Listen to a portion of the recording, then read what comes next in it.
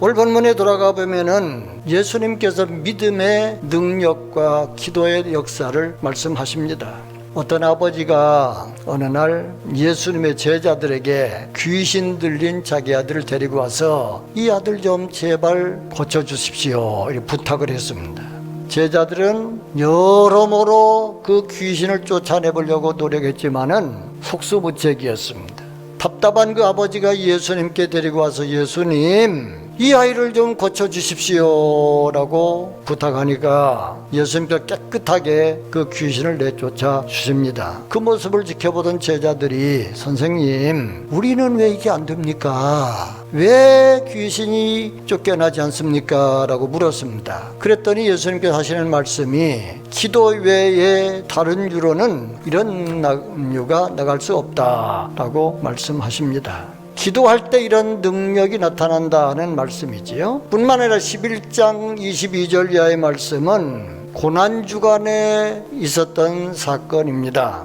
예수님은 당시에 감람산에 계셨습니다. 근데 감람산에서 계시면서 제자들에게 오늘 22절 하반절에 하나님을 믿으라 말씀하시면서 진실로 너희에게 이르노니 누구든지 이 산더러 들리어 바다에 던져지라 하면 그 말하는 것이 이루어질고 믿고 그대로 하면 그 믿음대로 되리라. 의심치 않으면 그대로 되리라 라고 말씀합니다. 그러므로 내가 너희에게 말하노니 무엇이든지 기도하고 구하는 것은 받은 줄로 믿으라. 그리하면 너희에게 그대로 되리라 말씀하십니다. 믿고 기도하면 산도 옮겨지는 이런 기적이 나타나리라 말씀합니다. 예수님이 하신 이 산은 어떤 산이겠습니까? 감람산이요. 바다는 사해바다 혹은 갈릴리 바다 아니겠습니까?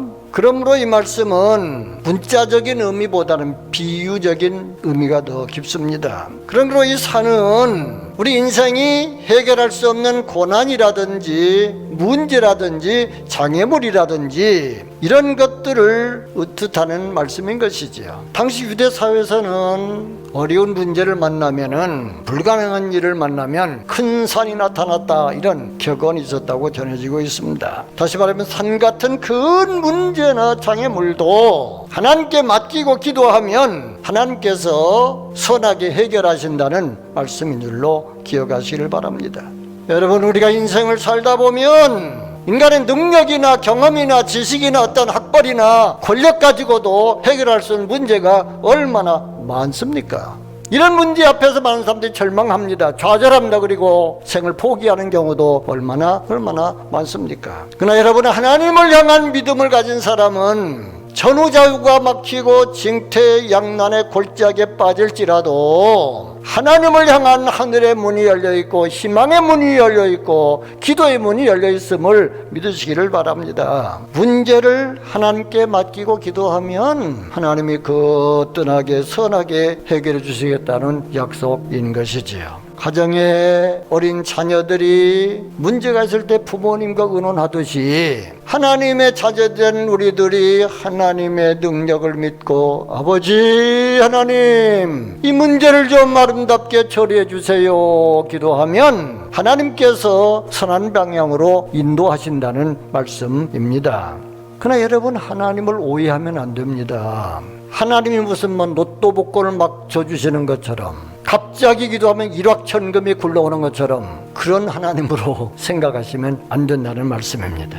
여러분, 성경을 보면 하나님은 어떤 분입니까? 우리의 인격도 아시고 체질도 아시고 믿음의 정도도 아시고 우리가 관리할 수 있는 관리 능력까지도 알고 계시는 분이십니다. 그런 거로 우리가 하나님 앞에 기도할 때에 하나님을 너무 이상한 분으로 이해하면 안 되는 것이지요. 성경은 기도의 자세를 말씀합니다. 우리가 하나님의 뜻대로 구하면 들으시리라. 또 너희가 얻지 못하면 구하지 아니하며 구하여도 얻지 못하면 정욕으로 쓰려고 잘못 구하기 때문이다 말씀합니다. 무슨 뜻입니까? 이기적인 욕심을 채우려는 정욕이라든지 탐심이라든지 욕심에 치우친 기도까지 무조건 다 들어주시는 하나님은 아니라는 말씀인 것이지요. 주님 말씀하셨지요. 너희는 먼저 그의 나라와 그의 의를 구하라. 그리하면 이 모든 것을 너희에게 더하시리라.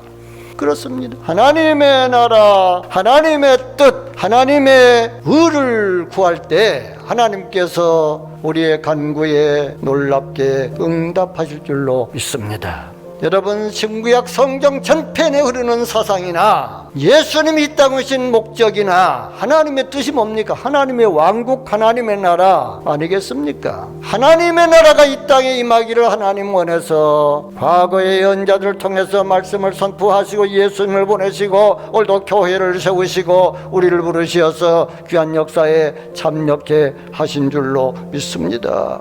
그런 걸 우리가 기도할 때 먼저 하나님의 뜻이 뭔가를 알고 기도하면 하나님은 반드시 우리의 기도에 응답하실 줄로 믿습니다.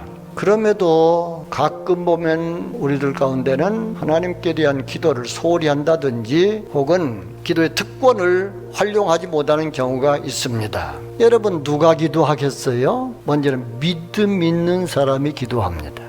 하나님을 믿는 사람만 기도해요. 그래서 하나님을 믿으라, 아주 단순하게 오늘 본문에서 예수님은 말씀하고 있지 않습니까? 하나님의 존재나 능력이나 하나님의 약속을 믿지 않는 사람은 절대로 기도하지 않습니다. 그럼 믿는 사람만 기도하는 것이지요. 그런 거로 기도하는 것 자체는 믿음이 있는 증거인 거예요. 뿐만 아니라 겸손하고 순진한 사람이 기도하지요. 내 능력으로, 내 경험으로, 내 재간으로, 내 힘으로 어떤 문제도 불가능할 게 없다 생각한 사람은 절대 기도하지 않습니다. 믿어야 기도하고 겸손해야 기도하는 것이지요. 여러분, 기도하는 사람은 우주 만물의 주인이신 하나님 앞에 자신이 얼마나 무능하고 연약한 존재인가를 인정하고 겸손히 무릎을 꿇는 영적인 멋이요, 영적인 아름다움을 기억하시기를 바랍니다. 바라기는 저와 여러분이 전능하신 하나님의 능력을 믿고 힘써서 기도하심으로 하나님의 은혜와 사랑을 크게 경험하는 능력 있는 삶이 되시기를 주의 이름으로 축원합니다.